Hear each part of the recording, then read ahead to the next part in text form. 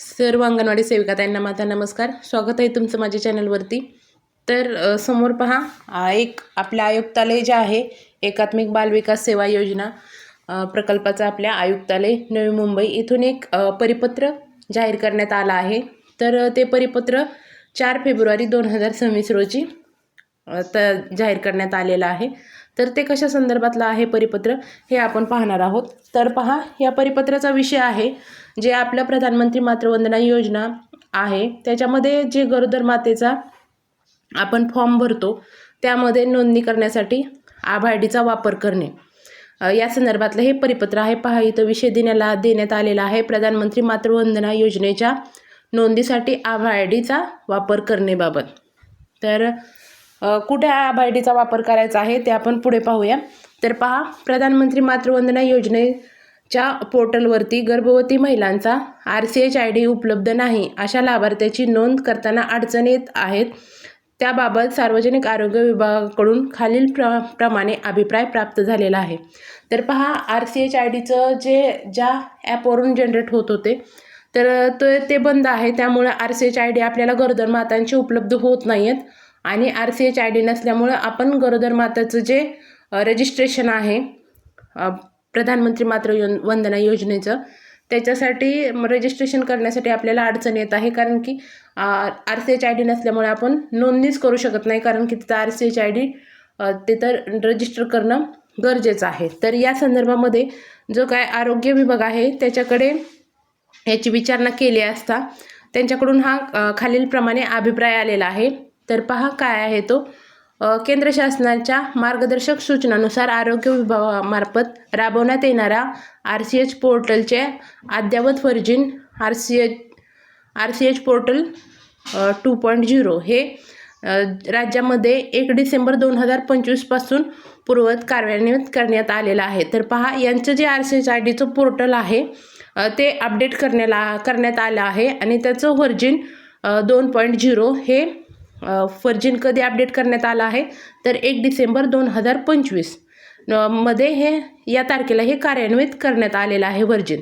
तर नवीन RCH portal 2.0च्या संरचनेनुसार पूर्वीचा जो 12 अंकी RCH ID आता वगळण्यात आला असून त्याऐवजी 14 अंकी आभा ID हाच लाभार्थ्याचा अधिकृत ओळख क्रमांक म्हणून निश्चित करण्यात आलेला आहे.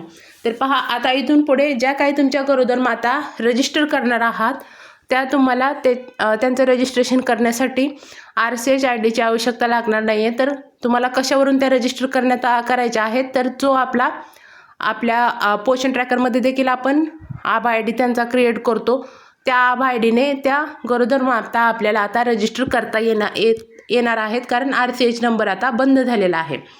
या तांत्रिक बदलामुळे ज्या गर्भवती माताकडे जुना RCH क्रमांक उपलब्ध नाही अशा लाभार्थ्यांची प्रधानमंत्री मातृवंदना योजनेअंतर्गत नोंदणी करण्यासाठी त्यांचा आभा ID ओळख क्रमांक म्हणून वापरण्यात यावा. तर पहा, इथं देखील तेच सांगण्यात आलं आहे की ज्या गरोदर मातांकडे आता RCH ID उपलब्ध नाही त्या सर्व गरोदर मातांची नोंद आता आपल्याला कशाने करायची आहे तर आभा IDने करायची आहे. जिथं RCH नंबर देण्यात आलेला आहे किंवा जे गरोदर मातेचं MCP कार्ड आहे म्हणजेच माता बाल संरक्षण कार्ड लसीकरणाचं जे कार्ड आहे त्याच्यावर देखील तुम्हाला त्या मातेच्या RCH नंबर पुढे आभा IDच लिहावा लागणार आहे.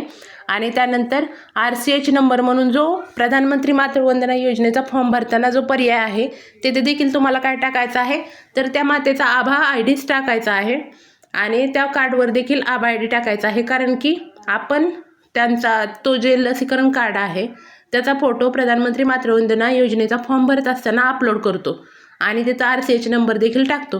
तर इथून पुढे आता आपल्याला तिथं RCH नंबरच्या ऐवजी आभा IDच टाकायचा आहे आणि फोटो अपलोड करत असताना त्यांचा RCH नंबर जिथं आहे तिथं आपल्याला त्या लाभार्थ्याचा आभा ID टाकून तो फॉर्म सबमिट आता आपण करू शकणार आहोत. तर हे परिपत्रक 24 फेब्रुवारी 2026 रोजी जाहीर करण्यात आलेलं आहे आपल्या मंत्रालयाकडून. तर इथून पुढे तुम्ही अशा प्रकारे कोणत्याही लाभार्थ्याचा फॉर्म राहणार नाही आपल्याकडून, केवळ त्याचा RCH ID नसल्यामुळे तर आपण आपल्याकडे उपलब्ध असणारा आभा ID टाकून फॉर्म भरणार आहोत. एवढ्यासाठीच हा व्हिडिओ बनवण्यात आला होता. तर व्हिडिओ तुम्हाला आवडला तर व्हिडिओला लाईक करा, कमेंट करा आणि चॅनलवर नवीन असाल तर चॅनलला सबस्क्राईब करायला मात्र विसरू नका. तसेच प्रधानमंत्री मातृवंदना किंवा पोषण ट्रॅकर याच्या संदर्भात काही तुमच्या समस्या असतील त्या तुम्ही माझ्या कमेंट बॉक्समध्ये विचारू शकता. मी नक्कीच मला जर त्या गोष्टीतली माहिती असेल तर पुढील व्हिडिओ त्याच्यावरती अपलोड करण्याचा प्रयत्न करेन. धन्यवाद.